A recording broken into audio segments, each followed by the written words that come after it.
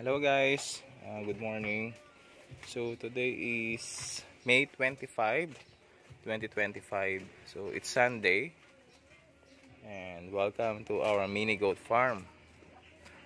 Okay, so ngayon start na talaga ng tag-ulan. Ito lang yung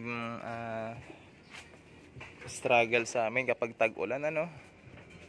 So syempre, since sa ating housing ay hindi pa siya maayos, yan, natutuluan yung mga bahay nila, nababasa. Hopefully wala naman silang mga sipon. And then dito sa area natin sa baba ay puro putik. Ayan, ganyan kahirap. Ang bota ko. So pagdating naman sa kumpay, hindi naman tayo problema. Kaso kailangan nating makapag day off para makagawa tayo ng strategy dito na gagawin natin every day yung kumpay natin, pero meron tayong reserve. Example, halimbawa yung kumpay natin ngayon is pambukas natin siya ipapakain. Yung kinumpay natin kahapon siya ipapakain ngayon. Nasa ganun, may air dry natin yung pagkain para wala sa kanila magtae. So far wala pa naman nagtatae. Iyan naman yung inagapan ko. Tsaka matagal na yung huli akong may nagtaing kambing. Ang nangyayari na lang sa akin, kapag may nakita akong buong dumi, halimbawa imagine na lang na ito'y dumi kahit na putik, kapag yan buo na ganun, yan, purgay na agad. Alam na ang kasunod nun. So yan, kita nyo naman si earth shaker guys. Payat ba? Mas maganda makita sa personal eh. So kita nyo naman yung kumpay nyo, pang kanya lang. Kaso inaagawan siya nila caramel, nila cookies and cream. Ayan, lahat naman ay nangaagaw. Kaya nilagyan ko dyan ng sako kasi sinisira pa rin talaga eh. So yun guys, shout out po sa ating kaibigan na police from Lucena. So pinareserve niya na yung painted dappled, full blood po yan. So yung ating ito, red doling, for keep yan. So hopefully mapaanak pa natin si Nani.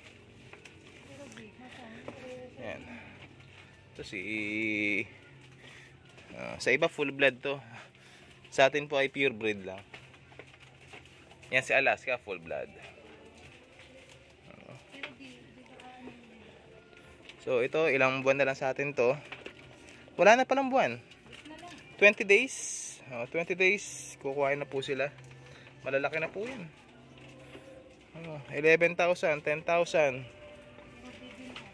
Ito rin pala reserve na. May down na to 5,000. Ito lahat may down na rin yan. Pero ito talaga pinakamalaki si Valentino. Actually mas matanda pa yung dalawa. Ito si Omni Night si Dumbringer doon ng 3 days. Pero ganun talaga kapag isa lang ang anak compare sa dalawa, mas malaki talaga yung isa kasi solo niya yung gatas. Pero kita nyo naman, hindi naman sila nagpapahuli. Hindi naman to nagkakasakit. Ito nga si Nani parang buntis na ulit eh. Wala pang sampayan. Hi Lina Inverse. Yan po si Lina Inverse, ang ating full blood red doling. Lina Inverse together with her brother. So ang pangalan niya na si Dragon Knight.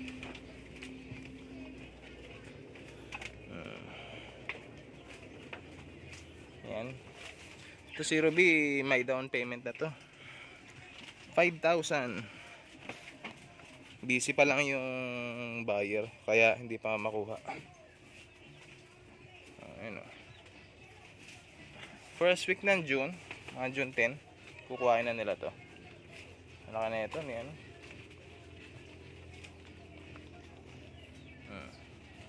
Ito yung nanay niya, di ba? Lapad din. Kaya yan, for sale to. Pwede sabihin na natin yung presyo, 15,000. May sampa na yan ng full blood. Yan, ni Earth Shaker.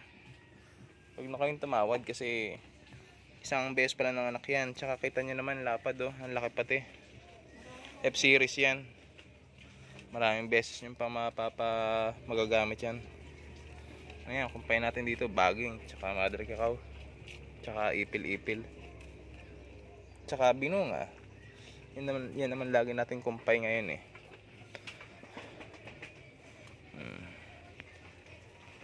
So ganun lang. Ngayon lang routine natin pagkagantong tag-ulan. Medyo mahirap lang. Grabe, hindi ko pa matapos itong bahay ng kambing. Sayang. Tag-ulan na, sabi ko dapat matapos ito bago magtag-ulan, kaso hindi kaya talaga pag ako lang gagawa mag-isa. Hirap. Talaga, kailangan natin magtipid sa labor eh. At least nakapagtipid tayo. Na-delay nga lang yung ating paggawa ng bahay ng kambing.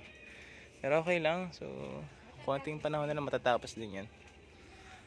Bago sila mga anak, yung pinaka-importante, may sarili silang kwarto para hindi na mag-away-away. Ano? Ayun o.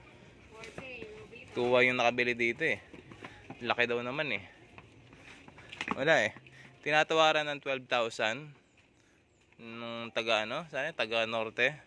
Tapos gusto shipping fee 1,500 ay ginuon naman. Tarlac. Kita nyo naman to. Ayan, mga pure breed natin dito. Sa iba full blood to. Sa atin is pure breed po. Kita nyo. Ayan.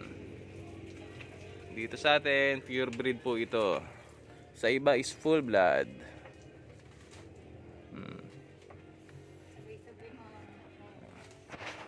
Happy farming.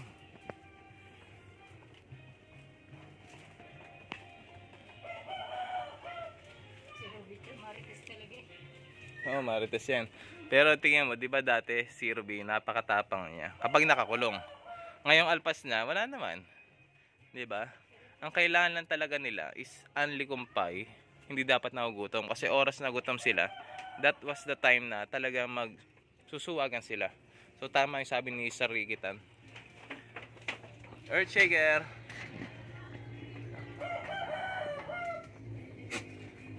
Tataba na yan kasi ano, wala na siyang masampan eh. Sinani na lang available pero hindi na natin sa kanya ipapasampa yan. So dappled.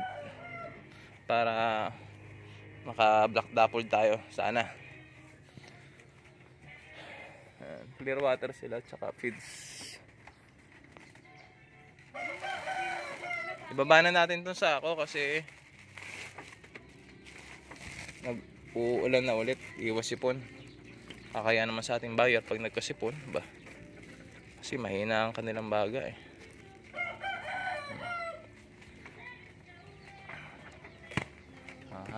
Sobra dito yung kumpay ko. Medyo maliit lang yung feeder pero kaya nilang gawa ng paraan. May parang wala pang tubig si Nani. Ay, papakit mo ba sa akin? Nakabote ka. Nakabota ka. Oh.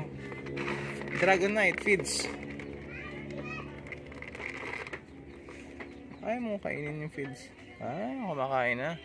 Medyo martiga lang ha. Kakain ka ng feeds para mas mabilis lumaki.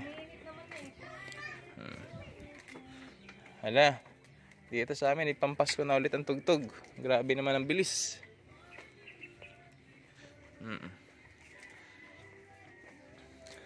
So yun lang guys, ang update po dito sa ating mini goat farm.